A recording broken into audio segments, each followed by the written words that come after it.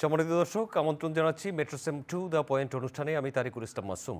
যেখান থেকে যুক্ত হয়েছেন শুভেচ্ছা, সবাইকে ভালো আছেন সেই প্রত্যাশা রেখে শুরু করছি আজকের অনুষ্ঠান। আজকের আমাদের আলোচনার বিষয় সংবিধানের গণতন্ত্র ও আমলাতন্ত্র। এ বিষয়ে আলোচনার জন্য আমাদের সাথে স্টুডিওতে উপস্থিত আছেন সাবেক সচিব ও হাইকমিশনার পরে কথা বলবো মোফাজ্জল করিম। আপনাকে স্বাগত। ধন্যবাদ। ভালো আছেন নিশ্চয়ই, সেই আশা রাখছি। সম্মানিত দর্শক, আমাদের সাথে আরও উপস্থিত আছেন বিএনপি চেয়ারপারসনের উপদেষ্টা অ্যাডভোকেট মাসুদ আহমেদ তালুকদার। ধন্যবাদ আপনাকে স্বাগত। দুজনকে স্বাগত জানাচ্ছি আলোচনার জন্য। আমরা যেই সময়ে আলোচনা শুরু করছি, এই আজ সন্ধ্যায় প্রধান উপদেষ্টার দপ্তর থেকে তার প্রেস সচিব একটা প্রেস কনফারেন্সে জানিয়েছেন যে আগামী শনিবার রাজনৈতিক দলগুলোর সাথে প্রধান উপদেষ্টা এবং উপদেষ্টা পরিষদের সদস্যরা বৈঠক করবেন 6টি সংস্কার কমিশন নিয়ে এবং আইন শৃঙ্খলা পরিস্থিতিও তাতে আলোচনা হবে। আমরা যে বিষয় নির্ধারণ করেছি সংবিধানের গণতন্ত্র ও আমলাতন্ত্র। সংবিধানে গণতন্ত্রের কথা বলা আছে, সংবিধানের গণতন্ত্র যদি থাকতো তাহলে আমরা এই বিষয়ে হয়তো আলোচনা করতাম না। সংবিধানের গণতন্ত্র ফিরিয়ে আনার জন্যই এখনকার চেষ্টা এই 6টি কমিশন। এর মধ্যে সংবিধান সংস্কারের কথাও বলা হয়েছে। সংবিধান সংস্কারের জন্য যেই কমিশনারের নাম প্রস্তাব করা হয়েছিল তাকে পরিবর্তিত হতে দেখেছি আমরা।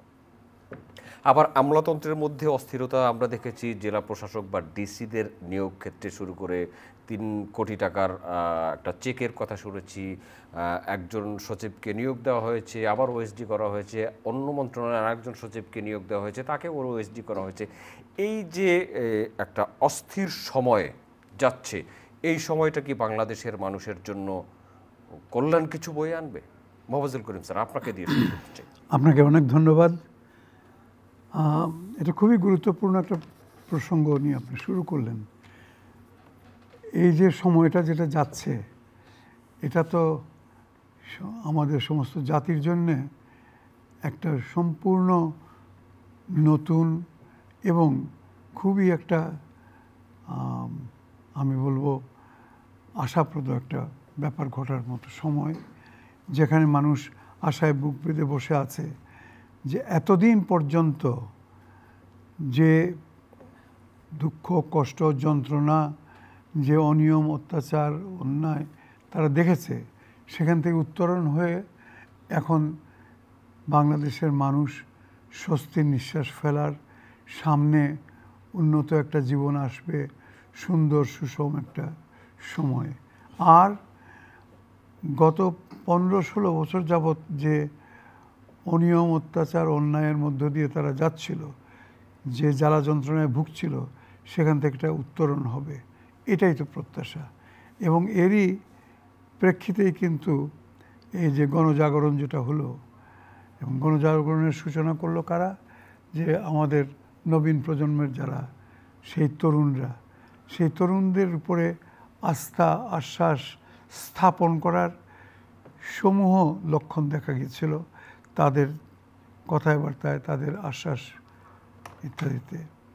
আচ্ছা, এবং তাদের উপরে জনগণ আস্থা স্থাপন করেছিল। এদের সকলের সম্মিলিত মতৈক্য এবং সম্মিলিত প্রচেষ্টাই কিন্তু বর্তমান সরকার, অন্তর্বর্তীকালীন সরকার, ইন্টারিম গভর্নমেন্ট প্রতিষ্ঠিত হয়েছে। এবং আমরা আমি ব্যক্তিগতভাবে, আমার মনে হয় আমরা সবাই, আপনি বা অন্যান্যরাও খুবই আশান্বিত যে তারা এমন একটি ব্যক্তিকে তারা পছন্দ করেছিল যিনি আন্তর্জাতিকভাবে শুধু খ্যাতিসম্পন্নই নন, একদম সম্পূর্ণ নিষ্কলঙ্ক একটি মানুষ, যাকে নানা রকমভাবে হ্যারাস করার চেষ্টা করা হয়েছিল গত 15-16 বছর। সেটাও আন্তর্জাতিকভাবে বোধহয় এটা কেউই গ্রহণ করতে পারে নাই, দেশের মানুষও সেটি ক্ষুব্ধ ছিল। কিন্তু তিনি নিজে, অর্থাৎ আমাদের মাননীয় প্রধান উপদেষ্টা, তিনি নিজে ওগুলাকে ব্যক্তিগতভাবে না নিয়ে বরং এই দায়িত্বভারটা তুলে নিয়েছেন এবং একটা মিশন একটা আনবার চেষ্টা করছেন। এটাতে আমার ধারণা সরকারের, বর্তমান সরকারের উপরে দেশের শতকরা 100% লোকেরই সমর্থন আছে এবং তারা আনন্দিত। তাদের কোনো তাড়া নেই যে আপনারা তাড়াতাড়ি কিছু করে তারপরে চলে যান। তারা যদি কেউ থেকে থাকে সেটা রাজনৈতিক দলগুলোর। তাদের মধ্যে আকাঙ্ক্ষা যে যাক, সিন্দাবাদের ভূত তো শেষ পর্যন্ত নেমেছে, এখন যাতে আমরা সাঁতার কেটে ওই পারে যেতে পারি, গিয়ে মসনদে বসতে পারি। এটা জনসমর্থন এটাতে সেই খুব প্রবলভাবে থাকবে আমি মনে করি না। কারণ জনগণ কি চায়, এবার আসুন আসল কথাতে আসে। জনগণ সত্যি কথা বলতে গেলে চায় যে গত 15-16 বছর যাবত যে তারা শ্বাসরুদ্ধকর পরিস্থিতি ছিল তার থেকে মুক্তি। আর তাদের সবচেয়ে বড় কথা হচ্ছে জীবনটা যেন শান্তিপূর্ণ থাকে, ওই গুম খুন আর রাহাজানি এই সমস্ত যেন বন্ধ হয়ে যায়। অর্থাৎ মোটা কথায় আইন শৃঙ্খলা পরিস্থিতিটা যেন নিয়ন্ত্রণে থাকে, এক। দ্বিতীয়ত পেটে যেন দানা পানিটা ঠিক মতো পড়ে। আইন শৃঙ্খলা এবং দানা পানি নিয়ে আপনার সাথে আসবো। আমি একটু রাজনৈতিক ব্যক্তির কাছে চলে আসি। রাজনৈতিক দলগুলোর তাড়াহুড়া থাকতে পারে মাসুদ আহমেদ তালুকদার, আছে কি? জি, আপনাকে ধন্যবাদ। ধন্যবাদ জনাব মোফাজ্জল করিম এবং আমাদের বক্তব্য আপনারা যারা শুনছেন। দেখুন, এই দেশ বা এই দেশে যাই হয়েছে, যখন এ দেশের জন্ম রাজনীতির কারণেই হয়েছে। রাজনীতি না থাকলে একটা দেশ স্থবির হয়ে যায়। আমাদের কথাগুলো মনে রাখবেন। এবং জনাব মোফাজ্জল করিম অনেক বিচক্ষণ বিদগ্ধ একজন ব্যক্তিত্ব, উনি জানেন এই জিনিসগুলো। আমার চেয়ে আরও পরিচ্ছন্ন ধারণা ওনার আছে, এটা আমার বিশ্বাস। আপনি দেখেন কোটা আন্দোলন, সেই কোটা আন্দোলন এক পর্যায়ে স্বৈরাচার পতন আন্দোলনের রূপ নিল। আমরা কি এটা মনে করি? আমরা একটু বর্তমান প্রেক্ষাপটে থাকতে চাই, এই জিনিসগুলো যাই আমি সেখানে আসছি। জি প্লিজ। আমার বক্তব্য হলো 1.5 মাসের আন্দোলনে একটা স্বৈরাচার 16 বছরে যা ঘটিয়েছে দেশে, এইরকম একটা স্বৈরাচারের পতন হওয়ার কথা না। এই স্বৈরাচার যখন জগদ্দল পাথরের মতো এই জাতির বুকে চেপে আছিল, তখন কিন্তু রাজনৈতিক দল শত নির্যাতনের মধ্যেও তাদের রাজনৈতিক কর্মকাণ্ড চালিয়ে গেছে। এবং এদেশে এই স্বৈরাচারের বিরুদ্ধে জনমত একত্রিত করার জন্য রাজনৈতিক দল তাদের অবস্থান অবস্থান থেকে, অর্থাৎ সরকারের স্বৈরাচারের সরকারের অংশীদার ছাড়া সকল গণতান্ত্রিক বা উদারপন্থী রাজনীতি যাদেরকেই আপনি বলেন না কেন, তারা কিন্তু ওই স্বৈরাচার সরকারের বিরুদ্ধে তাদের আন্দোলনকে চালিয়ে রেখে গেছে। পরবর্তী সময়ে এই কোটা আন্দোলন, ছাত্রদের আন্দোলন, জনসাধারণের একত্রিত হওয়াটা, রাজনৈতিক দলের যে ক্ষেত্র তৈরি করা ছিল স্বৈরাচারের বিরুদ্ধে আন্দোলন করে, সেই দুইটা একত্রিত হয়ে এদের পতন ত্বরান্বিত হয়েছে। আপনাকে একটু যুক্ত করব। আপনি এই কথা বলে যখন আপনি মূল কথায় চলে আসবেন না, তখন কিন্তু আমাদের অনুষ্ঠানের চলে গেলে তখন আর মানুষ আপনার এই কথা পাবে না। আমি আপনাকে এইবার বলি, আপনাকে আপনি সংস্কার করবেন, জি, এদেশের মানুষ চায় কি আসলে? সরকারের পতনটা এত ত্বরান্বিত হলো কেন এত দ্রুত? একটা মাত্র কারণ, যে এই সরকার জনগণের নির্বাচিত সরকার ছিল না।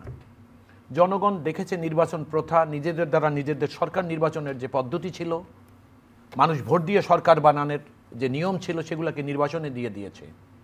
সে কারণে জনগণ চেয়েছিলেন যে সরকার হবে জনগণের। এই সরকার যে আজকে রাষ্ট্রীয় ক্ষমতায় বসছে, এটা কিন্তু এমনি উড়ে এসে বসেনি, এটাও জনগণের, এটা জনগণের ইচ্ছার উপরে, অভিপ্রায়ের। আমাদের সংবিধান এই অভিপ্রায়ের ক্ষমতা দিয়েছে, সেই জনগণের অভিপ্রায়ই আজকে তারা রাষ্ট্রীয় ক্ষমতায়। কিন্তু মজার ব্যাপার হলো, মানুষের প্রাইম ডিজায়ারটা কি ছিল?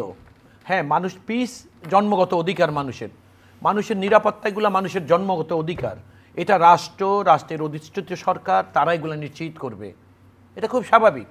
এবং সেই কারণেই কিন্তু বলা হয়েছে সরকার কিভাবে রাষ্ট্রীয় ক্ষমতায় আসবে, গণতান্ত্রিক পদ্ধতিতে। অর্থাৎ জনগণের মূল আকাঙ্ক্ষা ছিল যে সরকার যদি জনগণ দ্বারা নির্বাচিত হয়, তাহলে মানুষের মানবাধিকার, মানুষের মৌলিক অধিকার যেগুলো আছে, মানুষের স্বাধীনতা, চিন্তা, কর্মে বিশ্বাস, এই স্বাধীনতাগুলো, ধর্মের, এগুলো নিশ্চিত থাকবে। মানুষ স্বস্তিতে থাকবে, মানুষের কর্ম থাকবে, মানুষের অনাহার ক্ষুধা মিটানোর জন্য সরকার পদক্ষেপ নেবে, মানুষের কর্মে নিশ্চয়তা, স্বাধীনতা দিবে। সরকার যদি স্বৈরাচার হয়, তখন এই সবগুলা ইন্ডিকেটরগুলো অনুপস্থিত থাকে। যে কারণে মূল কথাটা, যেমন মোফাজ্জল করিম সাহেব বলেছেন একটা খুব মূল্যবান কথা, যে রাজনৈতিক দলগুলো তাড়াহুড়ো করছে। এটা হয়তো তার ব্যক্তিগত অবজারভেশন, অস্থিরতা থাকতে পারে এটা এনার কথা। কিন্তু আমার সবিনয় আমি এনার সঙ্গে দ্বিমত করব। এখানে অস্থিরতা বলতে আমার কাছে কোনো কিছু প্রতীয়মান হয়নি। রাজনৈতিক দলের যেটা কনসার্ন সেটা হলো এই যে একটি রাজনৈতিক সরকার ছাড়া দেশের যে সমস্ত সমস্যাগুলো তৈরি হয়েছে এই সমস্যাগুলো নিরসন করা কোনো রকমই সম্ভব না। কারণ একমাত্র রাজনৈতিক দলের অধীনেই একটা তাৎক্ষণিক পরিস্থিতিতে মানুষের একটা সম্মতি, আমি যে কথাটা বললাম, এই সরকার based on consensus of the masses, জনগণের কনসেনসাসের উপরেই।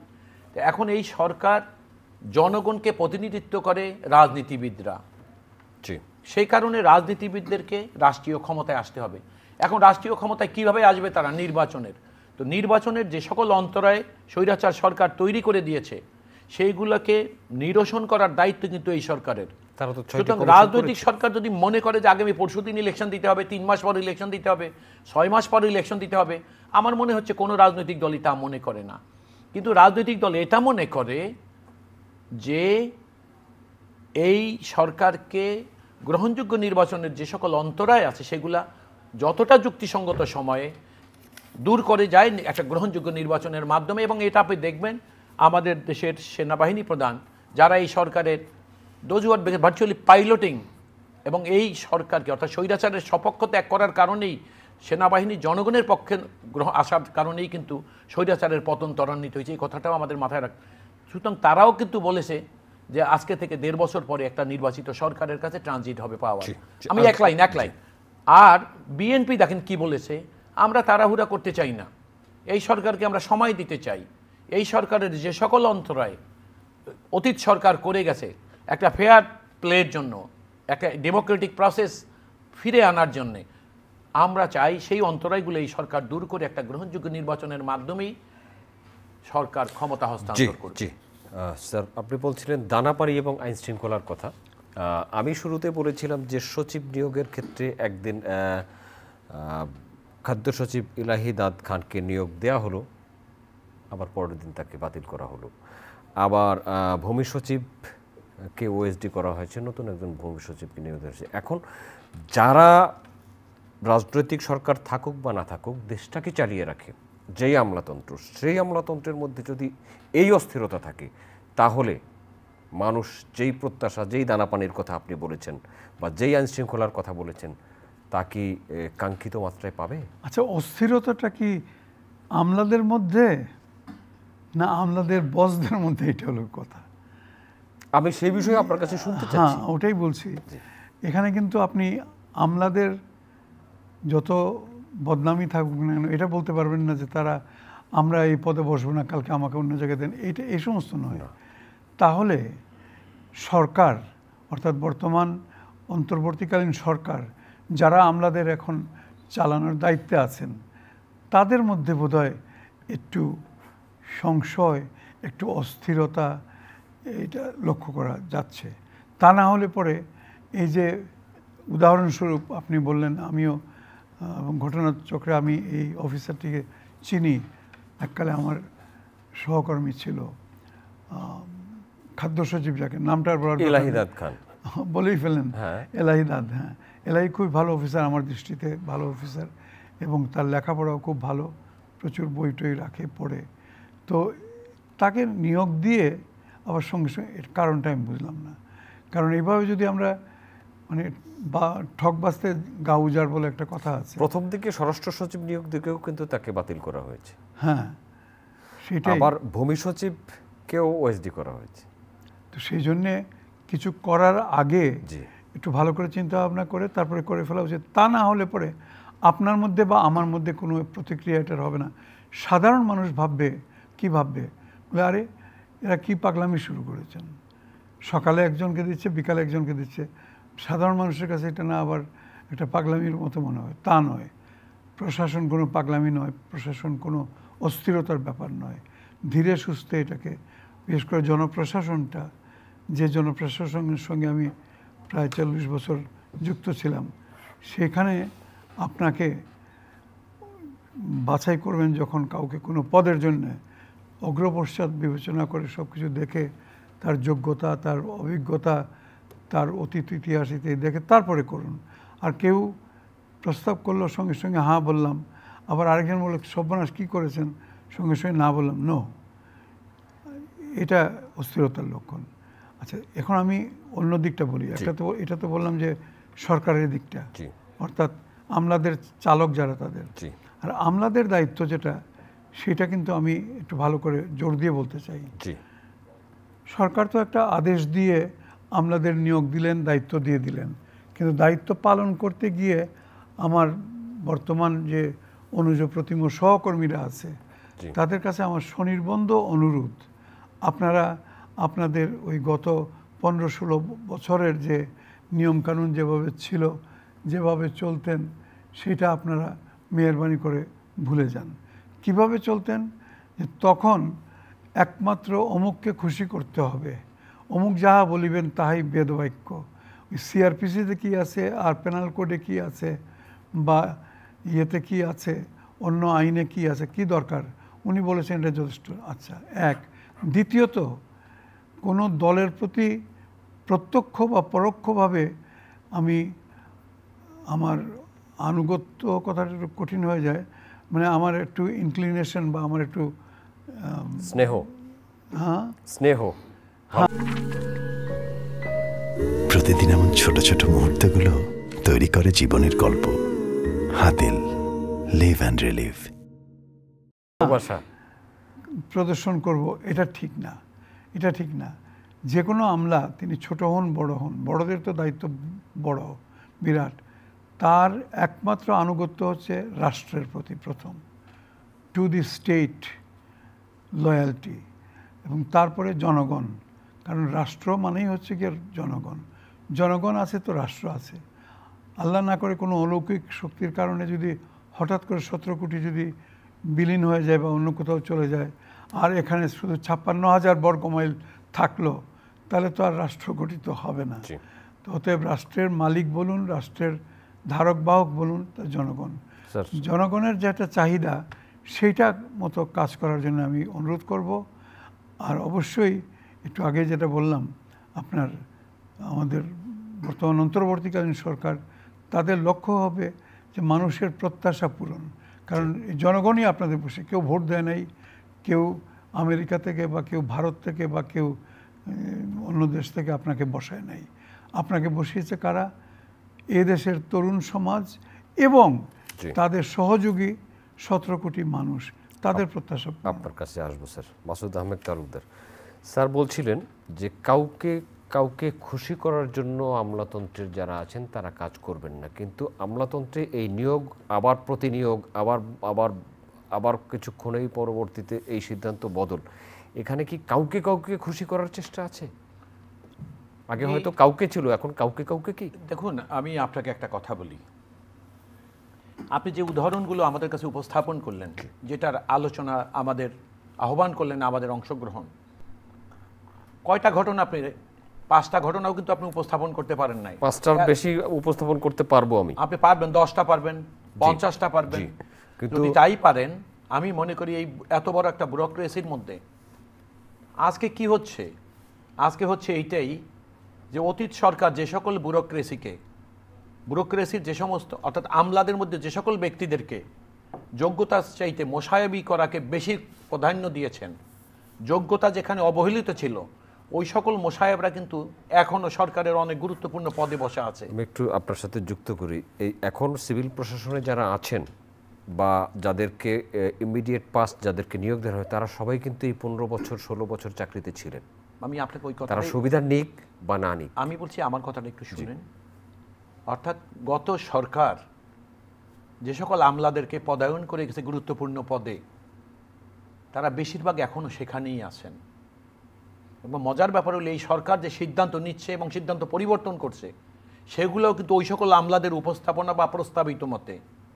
এখন মনে করুন, একজন লোক একটা গুরুত্বপূর্ণ পদে ছিলেন, এক জায়গার সচিব ছিলেন, তেনাকে আজকে হয়তো মনে করেন আপনি সংস্থাপনে অথবা ক্যাবিনেটে দিয়েছেন।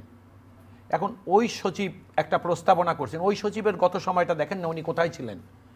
হ্যাঁ, একটা কথা আছে প্রচলিত যে ব্যুরোক্রেসি অ্যাজ এ হোল, ওই যে আমাদের ওই যে পার্লামেন্টে একজন মেম্বার ছিলেন মিরপুর থেকে নির্বাচিত, এম এ খালেক, তিনি সবসময়ই বলতেন যে আমি অলওয়েজ পিজিবি, পিজিপি মানে প্রেজেন্ট গভর্নমেন্ট পার্টি, তো ব্যুরোক্রেসি মিন প্রেজেন্ট গভর্নমেন্ট, এটা আমরা মনে করি। কিন্তু সবচেয়ে দুঃখজনক কি, এই ব্যুরোক্রেসিটাকে যদি যোগ্যতা, মেধা, সততার উপরে বিবেচনায় রেখে পদায়ন করা হইতো অতীতে, কোনো সরকার যদি এদেরকে নিজেদের সংকীর্ণ স্বার্থে ব্যবহার না করতো, অর্থাৎ অতীত সরকার, তাহলে কি হতেন, এরা সরকার জনগণের কথা ভেবেই কাজ করতেন।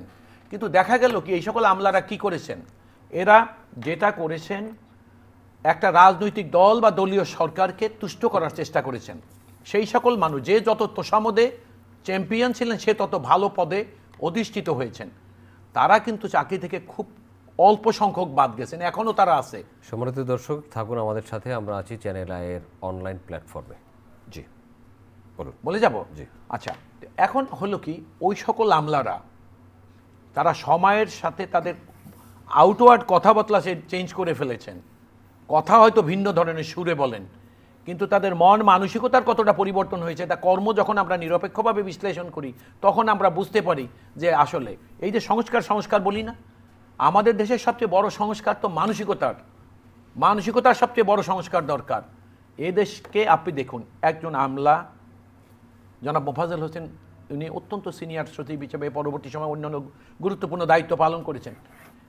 এটা বলাই থাকে, এনাদেরকে বলাই থাকে যে তারা জনগণের কাছে জবাবদিহি করবে, জনগণের কাছে। কিন্তু আপনি দেখেছেন যে গত 16টা বছরে এদেশের জনগণ সবচেয়ে বেশি উপেক্ষিত, এবং সবচেয়ে বেশি উপেক্ষিত হয়েছে এই জনগণের পয়সায় যারা বেতন নিতেন, যেই ব্যুরোক্রেসি, সেই সমস্ত মানুষের কাছে। আমি আপনাকে খোলামেলা কথা বলি, ব্যুরোক্রেসির লাস্ট একদম লোয়েস্ট টায়ার যেটা আমরা ধরি জেলা প্রশাসন, এর নিচেও এখন আছে উপজেলা বা ইত্যাদি, আমরা জেলা প্রশাসনকে আগে ধরতাম। এই জেলা প্রশাসনে আপনি দেখেন, আমরা যারা বিরোধী রাজনীতি করতাম, জেলা প্রশাসকদের সঙ্গে যদি সাক্ষাৎ করতে যাইতাম দেশে বা আমাদের কোনো ব্যক্তিগত প্রয়োজনে, ওনারা আমাদের সঙ্গে দেখা করতে ভয় পেতেন। এই জন্য যে বিএনপি বা বিরোধী দল করার কোনো রাজনৈতিক নেতা আমার সঙ্গে দেখা করলে আমারই সাবঅর্ডিনেট স্টাফরা হয়তো এই কথাটা একটু পরে রিপোর্ট করে আমাকে বিব্রত অবস্থায় ফেলে দিতেন। আমরা অপাংক্তেও ছিলাম আমাদের জনগণের প্রশাসনে, জনগণের কাছে। পুলিশের কাছে আমরা সাহায্য চাইতে গেলে পুলিশ আমাদেরকে সাহায্য দিতেন না, বরং আমাদের। এখন ব্যাপারটা কি হয়েছে, আজকে আমলার প্রতি এখন পাচ্ছেন, এখন আমরা চিন্তায় স্বস্তি পাচ্ছি, কারণ যে সকল কারণগুলো আমাদের সামনে প্রতি মুহূর্তে বিব্রত করতো এবং আমরা নিগৃহীত হওয়ার ভয় ছিল, সেগুলো কিন্তু এখন অনুপস্থিত। সেই কারণে আমরা স্বস্তিতে আছি। আমি একটা কথা মাথায় রাখবেন, রাজনীতি করা মানুষও কিন্তু এই দেশের জনগণ, অবশ্যই তাদেরকে বাদ দিয়ে শুধু ওই যে যেমন জনাব মোফাজ্জল হোসেন বলছেন 17 কোটি মানুষ, তার মধ্যে কি রাজনীতি পড়ে না? রাজনীতি করা মানুষটা তারাও পড়ে। তাহলে একটা জিনিস আপনি এখন দেখেন, আপনি বলেন একজন সচিবের নাম, আপনি বলছেন আমি ওনার নাম নিব না, পদায়ন করেছে, হয়তো বা দেখা গেছে যখন পদায়ন করা হয়েছে কোনো পদে তখন ওনার আমলনামা বেরিয়ে আসেনি, পরবর্তী সময় আমলনামা বেরিয়ে আসার পরে। এবং আরেকটা জিনিস, এই গতিত সরকার সবচেয়ে বড় ক্ষতিটা কি করে দিয়ে গেছে জানেন? ওই সরকার তো ক্যাডার ভিত্তিক আমলাতন্ত্র তৈরি করে আমলনামা নষ্ট করে দিয়ে না একদম ক্যাডার ভিত্তিক আমলাতন্ত্র তৈরি করে দিয়ে গেছে। এখন যারা সৎ যোগ্য ছিলেন তারা ওই অসতের প্রতিযোগিতায় সবসময় পিছনে থাকতেন।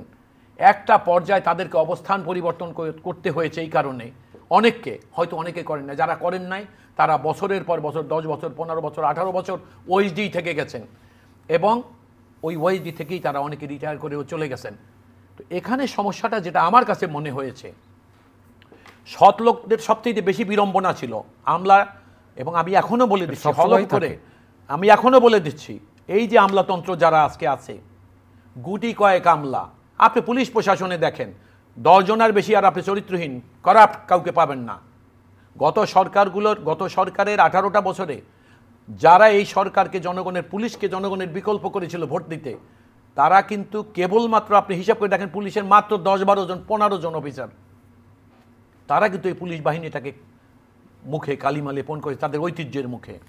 সেই কারণে এই আপনি আমলার মধ্যেও দেখেন 15-20 জন আমলা মাত্র, তারা দেখেন আপনি চরিত্রহীন করে তারা কি করেছে। এবং এখানে সৎরা কি করেছে, একটা পর্যায়ে সৎ যারা ছিলেন তাদের অবস্থান পরিবর্তন করতে হয়েছে, সে কারণে তাদের অন্তর্জ্বালা হতো, কিন্তু নিজের অস্তিত্ব টেকাবার জন্য তাদেরকে অনেক কিছু করতে হয়েছে।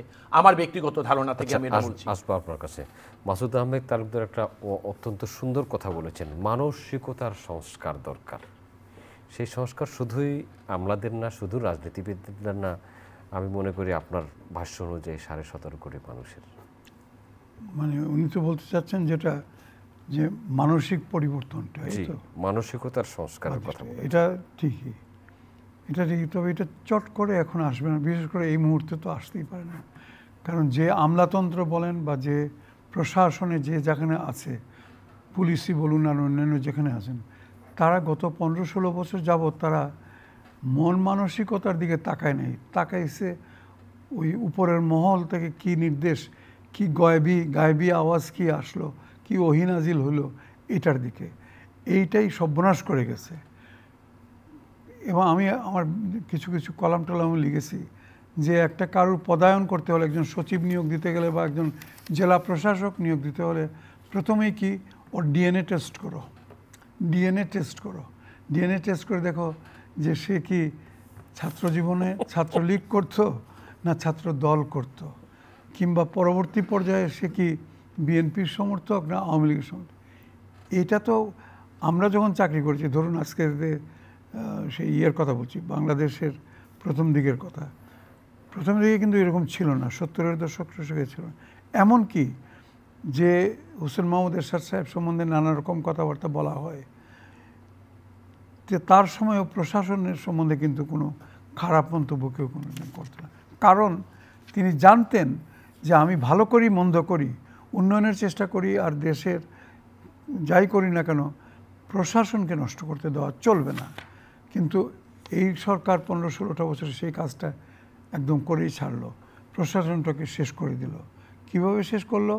যে তুমি ডিএনএ টেস্টে যদি পাস করো তাহলে তুমি ডিসির ফিট লিস্টে তোমার নাম উঠবে বা তোমার পদায়ন সেইভাবে হবে, তুমি ভালো মন্ত্রণালয় পাবে, তা না হলে পরে নো। তো এইটা থেকে আমার সহকর্মী এখন যারা অনুজ প্রতিমা আছে, তাদের মধ্যে সবাই যে হুমড়ি খেয়ে পড়ছে ওনাদেরকে খুশি করার জন্য তা নয়, তারা কোনো রকম করে মানে টিকে থাকার জন্যে যতটুকু করা দরকার এইটুকু করেছে, তো এর বেশি নয়। কিন্তু বেশিরভাগই তাদের দ্বারা আর কি প্রভাবান্বিত হয়ে বা প্রলোভনে পড়ে বা ওই যদি ছাত্র জীবন থেকে যদি সেই মতের অনুসারী হয়ে থাকে তাহলে কিন্তু প্রশাসনকে একেবারে কলুষিত করে ছেড়েছে বা করেছে, এটা ঠিক কথা। এখন যদি একজন সাধারণ মানুষ যদি একজন জেলা প্রশাসক বা ইউএনের সঙ্গে দেখা করতে যায় আর তিনি যদি বলেন আপনি কি আগে ইয়ে করেছেন, এমপি সাহেবের সঙ্গে আলাপ করেছেন এই ব্যাপারে, বলে জি না, জান ওনার সঙ্গে আগে দেখা করেন, এই হয়ে গেছিল অবস্থা। কারণ উনি জানেন, ডিসি সাহেব জানে বা ইউএনও সাহেব জানে যে আমি যেটাই সিদ্ধান্ত দিই না কেন এই লোকটা তো যখন এমপি সাহেবের কাছে যাবে বা এমপি সাহেবের কাছে কানে যদি কথাটা যায় আর উনি যদি বলেন যে না না এটা হতে পারে না, বাস। এটার জন্যে এই যে এমপি বা আরও কিছু তাদের যে আতি নেতা পাতি নেতা যারা ছিল আর কি, এরাই প্রশাসনকে নষ্ট করেছে এবং প্রশাসন তখন বাধ্য হয়েছে অনেক সময়, বেশিরভাগ সময় বলবো বাধ্য হয়েছে। হ্যাঁ, দালাল প্রশাসক সব সময়ই ছিল, এটা যে শুধু আওয়ামী লীগের সময় না, তবে হ্যাঁ আওয়ামী লীগের সময় এটা একটু সংখ্যাধিক্য হয়ে গেছিলো, সংখ্যাটা বেড়ে গেছিল, কিন্তু বাদবাকি সকলেই কিন্তু ধরে আমাদের এজামশন হওয়া উচিত যে আমলারা তারাও লেখাপড়া করে এসছে, তারাও আইনকানুন মেনে তারা একটা প্রশিক্ষণের মাধ্যমে চাকরি পেয়েছে, তারপরে তাদের কাছে জাতির কী প্রত্যাশা সেটাও জানে। কিন্তু এই নষ্ট করেছে, কিছু মনে করবেন না, এই গত 15-16 বছরের যে রাজনীতিবিদরা তেনারাই, এবং তার চেয়ে বড় কথা হচ্ছে গিয়ে স্বৈরাচার, একদম সম্পূর্ণ স্বৈরাচারী কায়দায় দেশটাকে চালানো হয়েছে, যেটা কখনো বলা হয়েছে স্বৈরাচার, কখনো বলা হয়েছে ফ্যাসিজম। হ্যাঁ, যেটাই নাম দিন না কেন ব্যাপারটা কিন্তু তাই। আরেকটা বিষয় আপনার কাছে জানতে চাই, পাঠ্যপুস্তক সংশোধন ও পরিমার্জনের জন্য গঠিত সমন্বয় কমিটি বাতিল করা হয়েছে। পাঠ্যপুস্তক পরিমার্জন এবং সংশোধন একদম সময়ের দাবি, এটি করা হয়েছিল এবং কিছু গোষ্ঠীর দাবির প্রেক্ষিতে 2 বা 3 জনের বিরুদ্ধে মিছিল করলাম বা বর্ণনা দিলাম বা সোশ্যাল মিডিয়ায় স্ট্যাটাস দিলাম আর ওটা বাতিল হয়ে গেল। তাহলে এখন তো অক্টোবর মাস শুরু হয়ে গেছে, নভেম্বর, ডিসেম্বর, জানুয়ারিতে নতুন বই দিতে হবে বাচ্চাদেরকে। তাহলে আমরা যদি কারো হুমকিতে হঠাৎ করেই একটা কমিটি করলাম আবার বাতিল করে দিই, তাহলে আমাদের কাজটা কখন করব? আচ্ছা, আমি একটা কথা বলি, এই যে আপনার বর্তমান অন্তর্বর্তীকালীন সরকার, তাদের সামনে তো জঞ্জাল অনেক বড়, তাই না? জি। আপনি সব জঞ্জাল, মানে একটা সাদা কাগজ রাস্তার উপরে পড়ে আছে, এটাও আপনি পরিষ্কার করার যে দায়িত্ব নেন, তাহলে পরে যে গোবাগারের থেকে যে গন্ধ আসতেছে, ছুটে আসতেছে জঞ্জাল, সেটাও করবেন। আপনাকে এখানে চুজি হতে হবে। আপনি ছোট বড় সব কিছুতে হাত দিবেন। ক্ষমা করবেন মাননীয় সরকার, আপনার হাতে এত সময় নাই যে আপনি ছোট বড় সব কিছুতে হাত দিতে। আপনি এসেনশিয়াল যেগুলা খুবই প্রয়োজনীয় সেগুলা করুন। সেটা প্রয়োজনের মধ্যে প্রথমে কি আসবে? আপনার আইন শৃঙ্খলা পরিস্থিতি, যে পুলিশ বাহিনীকে দিয়ে চালাবেন, যে ম্যাজিস্ট্রেসিকে দিয়ে চালাবেন, তারা ঠিকমতো কাজ করছে কিনা, সেখানে কোনো সংস্কার দরকার আছে না কিনা, সেগুলোতে হাত দিন সেই ইয়েতে। এবং তারও আগে এক অর্থের তারও আগে আপনার সামনে হচ্ছে গিয়ে একটা জাতীয় নির্বাচন, যে নির্বাচন এই দেশের মানুষের প্রাণের আকাঙ্ক্ষা। গত 10-15 বছর যাবৎ তারা নির্বাচন কাহাকে বলে, কত প্রকার কি কি তারা অনেক দেখেছে, কিন্তু সে ভোটটা দিতে পারে নাই। এবং সারা পৃথিবী জুড়ে নাম হয়ে গেছে, আমাদের সুনাম হয়ে গেছে যে এরা দিনের বেলা থেকে রাত্রেবেলার কাজকর্মে খুব বেশি ওস্তাদ। তো রাত্রেবেলা কি এরা কি চোর না ডাকাত যে রাত্রেবেলা করতে পারে? তো সেইখান থেকে উত্তরণ কীভাবে, সেইখানে কি কি সংস্কারের দরকার ভালো নির্বাচনের জন্যে, একটা ভালো নির্বাচন কমিশনের জন্যে, সেটা দেখুন। বা আইন শৃঙ্খলার কথা বললাম। আর আশু কর্তব্য যেটা, বিলিভ ইউ মি, গত 1.5 মাস 2 মাস আপনারা বোধহয় আমার সঙ্গে একমত হবেন, দ্রব্যমূল্যের ব্যাপারে যে আমাদের যে প্রত্যাশা ছিল সেটা কিন্তু মোটেই পূরণ হয় না। বাজার করি আপনার যখন এরা ক্ষমতায় আসলেন তখন ডিমের ডজন, একটা উদাহরণ দিচ্ছি, একটা মুরগির ডিমের ডজন ছিল 140-45 টাকা, সেটা এখন 170 টাকায় গিয়ে ঠিক 80 হয়ে গেছে, 180। হায় হায়। তো ইয়েতে বলা উচিত না, আমি আমার বাসায় আইন করে দিয়েছি, এটা যতক্ষণ পর্যন্ত না কমবে ততক্ষণ পর্যন্ত ডাক্তার যাই বলুক আমি আর অন্তত খাচ্ছি না। তার আমি খাচ্ছি না, আমাকে আল্লাহ তাআলা বহুত সুখে রাখছে, অনেক মানে সামর্থ্য দিয়েছে। আমার যদি এই প্রতিক্রিয়া হয় তাহলে দেশের শতকরা 80-90 জন 95 জন লোক, তাদের কি অবস্থা? এই জন্যে প্লিজ ফর গডস সেক আমি মাননীয় সরকারকে আমি অনুরোধ করব, আপনারা দ্রব্যমূল্যের ব্যাপারটাকে গুরুত্ব সহকারে ধরুন। এবং খালি সিন্ডিকেট বললে হবে না, এই সিন্ডিকেটের কথা আমরা বহু শুনেছি। আর আমরা আরেকটা কথা শিখেছি কি, জিরো টলারেন্স, দুর্নীতির ব্যাপারে জিরো টলারেন্স। এগুলা এত বছর চাকরি করলাম, নামও শুনি নেই। জিরো টলারেন্স কাহাকে বলে? জিরো টলারেন্স বলতে কী বোঝায় বুঝি না। এখানে মুখে মুখে কিন্তু বড় বড় বলি খুব শুনেছি, আমাদের গ্রামের লোকেরাও জিরো টলারেন্স আজকাল শিখে ফেলাইছে। এগুলার আমাদের কোনো দরকার নেই। জিরো টলারেন্স কাজ করে দেখান, সিন্ডিকেট ভাঙুন, 2-1টা ধরে। এই যে এই সিন্ডিকেটটা বন্ধ করেছি, যার জন্য কালকে পেঁয়াজের দাম ধারাম করে নেমে গেছে, ওটার দাম ধারাম করে নেমে গেছে, সেটা 2-1টা দেখান। এগুলোই হচ্ছে কি এখন আশু কর্তব্য। আপনার স্বল্পকালীন মেয়াদ, আল্লাহ তাআলা আপনার হায়াত যে কদিন রেখেছে মাননীয় সরকার, আপনি ততদিনই থাকবেন। সেটা আপনার 1 বছর, 2 বছর, 3 বছর, আল্লাহ চাহে তো আপনার 4-5 বছর, তাও হতে পারে, জানি না। কিন্তু জনগণ মনে করে আপনি অতি দ্রুত নির্বাচিত লোকের কাছে ক্ষমতা হস্তান্তর করে আপনি যাবেন। কারণ আপনারা তো এক অর্থে সাধারণ মানুষের কাছে আপনারা তো অপরিচিত, তাই নয় কি? আপনারা অত্যন্ত যোগ্য, দক্ষ, বিদ্বান এবং সৎ, সবচেয়ে বড় কথা সততা আপনারা। আমার মনে হয় এই যে মাননীয় প্রধান উপদেষ্টা ডক্টর মোহাম্মদ ইউনূস, মোহাম্মদ ইউনূস সাহেবের কথাই বলছি, উনি সারা পৃথিবীব্যাপী বিখ্যাত। তিনি তার পাণ্ডিত্যের জন্যে, তার যোগ্যতা, মর্যাদা, তার দক্ষতার জন্যে, এবং সর্বোপরি মানব কল্যাণে তিনি যে কাজ করেছেন, যার জন্য তাকে শান্তিতে নোবেল পুরস্কার দিয়ে পরিচিত, ঠিক আছে। কিন্তু আমার গ্রামের লোক, আমার সাধারণ মানুষ কজন জানে বলেন? আমার কোটি রিক্সাওয়ালা তার নোবেল পুরস্কারের খবর রাখে, বা কোটি আপনার সাধারণ রাস্তার লোকে বুঝে। অতএব সাধারণ লোকের এখন যেটা দুশ্চিন্তা, যেটা যে আজকে তো কোনো রকম করে ছেলে পুলের বাচ্চা কাচ্চারে পানি খাওয়াইয়া আর একটা আলু সিদ্ধ খাওয়াইয়া ঘুম পাড়াই দিচ্ছি, কালকে সকালবেলা যখন ওয়া করে কান্নাকাটি করবে আর বলে ভাত দাও এই করবে, তো দিস ইজ প্রায়োরিটি নাম্বার 1। আর at the same time priority number আরেকটা হচ্ছে 1 না হলে পরে 1-এর কাছাকাছি, সেটা হচ্ছে আইনশৃঙ্খলা পরিস্থিতি।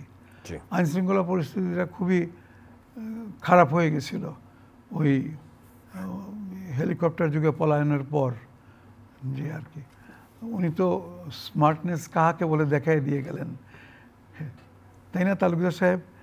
স্মার্ট কাহাকে বলে হেলিকপ্টারে করে পালায়ে গিয়া বুড়া আঙ্গুল, সমস্ত 17 কোটিকে বুড়া আঙ্গুল দেখাইয়া পালায়ে গেলেন, এটাই হলো ওনার স্মার্ট। গত কয়েক বছর যাবত যে খালি স্মার্ট বাংলাদেশ বলছে। স্মার্ট বাংলাদেশ করা হবে 2041 সালের মধ্যে, না এরকম কথা বলেছিলেন না, কিন্তু মুখের জবান তো ছিল ভাই সবসময় স্মার্টের কথা। ডিজিটাল বাংলাদেশ শেষ করে তারা স্মার্ট বাংলাদেশের দিকে যাচ্ছিলেন। স্মার্ট বাংলাদেশ আর স্মার্ট অমুক তমুক এগুলো তো আমরা জীবনেও শুনি নাই, এটা ওনার কাছে শিখলাম। স্মার্ট কাহাকে বলে, কত প্রকার কী কী, সর্বশেষ তিনি নিজে উদাহরণ দিয়ে দেখাই দিলেন, ইহাই স্মার্ট। তোমরা এখানে থাকো, মরো আর পচো, যাই খুশি হোক, আমি চলিলাম বৃন্দাবন। ওখানে বৃন্দাবনে বসে আছে বাঁশি বাজানেওয়ালা মুরলী বাঁশি হাতে নিয়ে বসে আছে। এই মুরলী বাঁশির আওয়াজ শোনার পরে তো আমি আর ঘরে টিকে থাকতে পারি না, চলে গেলেন। ধন্যবাদ। আমরা মাসুদ আহমেদ তালুকদারকে দিয়ে শেষ করব। স্যার দুটি কথা বলেছেন, আইন শৃঙ্খলা পরিস্থিতি এবং খাদ্য।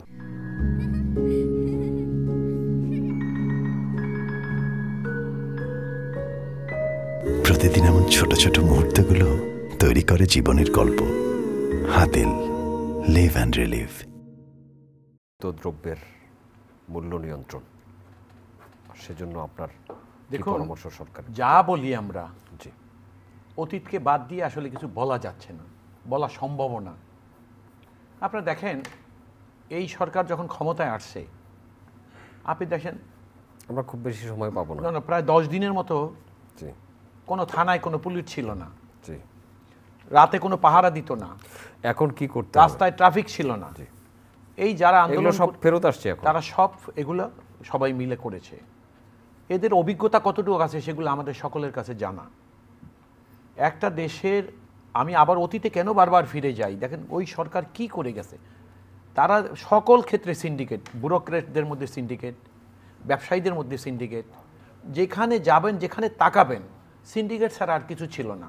এই যে বাজার দর এবং আইন শৃঙ্খলার দিকে আপনি এখন তাকান, এটা অপেক্ষাকৃত এখন কিন্তু অনেক নিয়ন্ত্রণ। মাসুদ ভাই, আমি কি সিন্ডিকেটের আরেকটা বাংলা শব্দ যদি জি শিওর বলুন। দলীয়করণ করেছে। জি, আমি ওই সব জায়গায়, জি, আপনি যেটাকে সিন্ডিকেট বলছেন, এটা ছিল ওই সিন্ডিকেটটাই দলীয়করণ, হ্যাঁ, অর্থাৎ দলীয় লোক দিয়ে সিন্ডিকেট করেছে। সিনোনিমাস। আপনাকে অনেক ধন্যবাদ, আমি ওই কথাটাই আসতে চেয়েছিলাম, দলীয় লোক দিয়ে সিন্ডিকেট। এখন দেখেন আপনি যৌথ বাহিনী কিন্তু এখন সিভিল অ্যাডমিনিস্ট্রেশনকে এইড দিচ্ছে, পুলিশ প্রশাসনকে সহায়তা করছে, দেশে অভিযান চালাচ্ছে ক্রিমিনালদেরকে অ্যাকাউন্টে আনার জন্যে। এবং আপনি দেখবেন পরিস্থিতি কিন্তু অনেকটা স্বাভাবিক। এরপরে যতটা ছোটোখাটো, এটা একটা স্বাভাবিক সময়কালেও এটা চলমান থাকে একটা রাষ্ট্রে। জনাব মোফাজ্জল করিম একটা কথা বলেছেন, এই সব কিছুর জন্য গত 16 বছরের রাজনীতি দায়ী। আমি এনার সঙ্গে একটা শব্দগত দ্বিমত আছে আমার। 16 বছরের রাজনীতি, এই অধপতন আমলাদের বা সব ক্ষেত্রে এটা করে দেওয়া যায় নাই। একটি সরকার যারা আমলাদের সহায়তায় রাষ্ট্রীয় ক্ষমতায় জনগণের বিকল্প বানিয়ে বাক্সের রাতে ভোট কেটে সরকার বানিয়েছিলেন, তারা এটার জন্য দায়ী। এবং যারা রাজনীতি করেছে এখানে, আসলে সরকার যারা স্বৈরাচারী কায়দায় রাষ্ট্র দখল করেছিলেন, তারা কিন্তু রাজনীতি করেন না, রাজনীতিকে নির্বাসনে দিয়েছিলেন। আর যারা বিরোধীতে ছিলেন, রাজনৈতিক দলের বিরোধী রাজনীতি করতেন, তারা কি করেছে? রাজনীতিতে মানুষের কথা, রাজনীতিটা মানে কি? মানুষের কথা বলাই তো রাজনীতি, মানুষের অধিকারের কথা বলাই রাজনীতি, তারা বলে গেছে। সুতরাং যারা বিরোধী দলে ছিলেন, তাদের কোনো প্রভাবে আমলার কোনো চরিত্র নষ্ট হওয়ার মতো গত 16 বছরের কোনো সুযোগ ছিল না। এইটাই জনাব মোফাজ্জল করিমের সঙ্গে আমার দ্বিমতটুকু। আমি আপনাকে যে কথাগুলো একদম পরিষ্কার ভাষায় বলতে চাচ্ছি সেটা তো তাই, যে দেখেন ডালিয়া, একটা নাটক শুনেছিলাম ডালিয়া, রাজার ছেলে আর এক রাজার বাড়িতে কাজ করতে গিয়েছিলেন, নিজের বান্ধবীর যখন ওই রাজার সঙ্গে বিয়ে হয় তো ওইখানে গিয়ে তার নাম ধারণ করলেন, যে রাজার বাড়িতে গিয়ে থাকলেন তার নাম হলো ডালিয়া। রাজা একদিন জানলেন যে এই রাজার, যে আমার বাড়িতে যে ডালিয়ার কাজ করে সেও রাজার ছেলে। তিনি করলেন কি, জানার পরে তার নিজের স্ত্রীকে দিয়ে ওই বললো তুমি তোমার রাজ্যে চলে যাও এবং রাজত্ব করো তুমি ওকে নিয়ে। রাতে যখন ঘুমাচ্ছে নিজের রাজ্যে গিয়ে স্বস্তিতে, তখন স্ত্রী দুষ্টামি করে বলতেছে ডালিয়া উঠেই বলছে জি হুজুর। অর্থাৎ এই যে 16 বছর যে ডালিয়া বানিয়ে গেছে জি হুজুর, আমলাদের মধ্যে ওই ডালিয়ারাই কিন্তু এখনো পদায়ন করে, আবার সরিয়ে দিচ্ছে। কারণ এই সরকার জানে না, গত 16 বছরে রাজনৈতিক দল কিন্তু ঠিকই জানে যে আমলারা কারা ক্যাডার, কারা অযোগ্যতার সঙ্গে অযোগ্যতার কারণে, অর্থাৎ দলীয় ক্যাডার আপনি পুলিশ প্রশাসনে, সিভিল প্রশাসনে অ্যাপয়েন্টমেন্ট দিয়েছে কীভাবে, দল তালিকা করে দিয়েছে পাবলিক সার্ভিস কমিশনে অথবা অ্যাপয়েন্টিং অথরিটির কাছে, ওনার শুধু D2 দিয়ে অ্যাপয়েন্টমেন্ট দিয়ে দিয়েছে। ওই সকল ক্যাডাররা যাদের যোগ্যতার পরীক্ষা দিয়ে ক্ষমতায় আসতে হয়নি, তারা ক্ষমতায় আসার পর কি করেছে, তারা প্রথম দাঁড়িয়েছিলেন যারা যোগ্যতার ভিত্তিতে রাষ্ট্র ক্ষমতায় এসেছিলেন, ব্যুরোক্রেসি বা ব্যুরোক্রেটস, জুনিয়র বলেন সিনিয়র বলেন, অংশগ্রহণ নাম লিখিয়েছিলেন, তারা হয়ে গেলেন ওনাদের কাছে অপাঙ্ক্তেয়। কারণ যোগ্যতা আর অযোগ্যতার একটা তীব্র প্রতিযোগিতা চলল এবং সেখানে কিন্তু অপদস্থ হলেন যোগ্য লোকরা। কারণ অযোগ্য লোকদের কাঁধে ওই যারা স্বৈরাচার সরকারকে ক্ষমতায় বসিয়েছিলেন তাদের হাত ছিল, যে কারণে অযোগ্যতার কাছে যোগ্যতা বারবার পরাজিত হচ্ছিলেন। আমি আমার শেষ কথাটা এইভাবে বলবো, এই সরকার আমি বলছি, আমি যেটা দেখেছি গত অগস্টের 5 তারিখে স্বৈরাচার বিদায় হওয়ার পরে, আমি নিশ্চিত বলছি এই সরকার যেভাবে চলছে এভাবে চলাটা, এবং আমি জনাব মোফাজ্জল করিমের সঙ্গে একমত হয়ে একটা কথা শুধু এইভাবে বলবো যে একটা দেশ, এটার মালিক জনগণ, আর জনগণকে প্রতিনিধিত্ব করে রাজনৈতিক দল। একটা ফেয়ার নির্বাচন যেটা 16 বছরে দেশ থেকে বিতাড়িত হয়েছিল, সেটাই হলো মানুষের আকাঙ্ক্ষা এবং আন্দোলনের মূল কারণই ছিল সেটা। সেই কারণেই আন্দোলন এতটা তাড়াতাড়ি সফল হয়েছিল। সুতরাং এই সরকারকে খেয়াল রাখতে হবে জনগণের সেই আকাঙ্ক্ষার বিরুদ্ধে যেন ইচ্ছায় অনিচ্ছায় তারা না যায়, এবং তাদের যেটা খেয়াল সেই ইচ্ছার বাস্তবায়নের জন্য ফেয়ার প্লে, অর্থাৎ রাজনীতি, একটা ফেয়ার ইলেকশনের জন্য মানুষ যাতে ভোট দিতে পারে সেটার জন্য এনাদেরকে খেয়াল রাখবে। যেই সেই কারণগুলো অন্তরায় হয়ে আছে সেগুলোকে যত তাড়াতাড়ি দূর করা যায়, মানুষকে যখন আবার ভোটের মাধ্যমে মানুষ তার নিজের সরকারকে ফেরত আনতে পারে, সেদিকেই আমাদেরকে, আমি আশা করি এই সরকার সেদিকে খেয়াল করবে। আমি কি বলবো? আচ্ছা মাসুদ ভাই, শেষের দিকে যে কথাটা আসলে কিন্তু তাই, জনগণ তো তাই চাচ্ছে। জনগণ চাচ্ছে না যে তাদের যে অমূল্য সম্পদ হারিয়েছে ভোট দেওয়ার ক্ষমতাটা, সেটা যেন আর ফিরে না, সেটা চায় না। তারা চায় যত দ্রুত এটা আসবে। তবে দিস ইজ ইম্পর্টেন্ট, যাতে ওই প্রক্রিয়াটা যাতে সুন্দর হয়, সুষ্ঠু হয়, সেই চেষ্টাটা সকলের করা উচিত। আমরা যদি নিজেরা যদি সমাজের মধ্যে অস্থিরতা সৃষ্টি করে রাখি, সেটা সামাজিক অস্থিরতাই হোক আর সেটা রাজনৈতিক অস্থিরতাই হোক, তাহলে পরে বর্তমান অন্তর্বর্তীকালীন সরকার, যারা তাদের সীমাবদ্ধতা সম্বন্ধে নিশ্চয়ই অবগত আছেন, যে তাদের বড় সীমাবদ্ধতা হচ্ছে তাদের হাতে সময় নাই, অল্প সময়ের মধ্যে তাদের কাজ করতে হবে।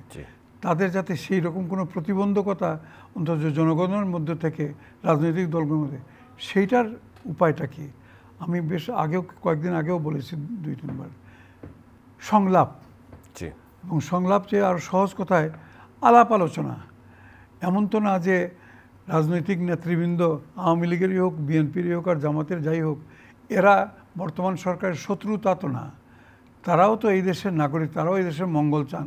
হ্যাঁ, হয়তো আমাদের পথ ভিন্ন হতে পারে, মত ভিন্ন, পথ ঠিকই আছে কিন্তু মত হয়তো ভিন্ন হতে পারে। হ্যাঁ, যে পথে যাব সেটা কি নিয়ে আমাকে ওই নির্বাচনে নিয়ে যাবে, কিন্তু আমি যেতে চাচ্ছি এইভাবে আর উনি যেতে চাচ্ছেন এইভাবে, হয়তো দুইজনের দুইটা পথ। সেইখানে আমাদেরকে সমন্বয়টা করতে হবে, সেটা করবেন সরকার, করবেন।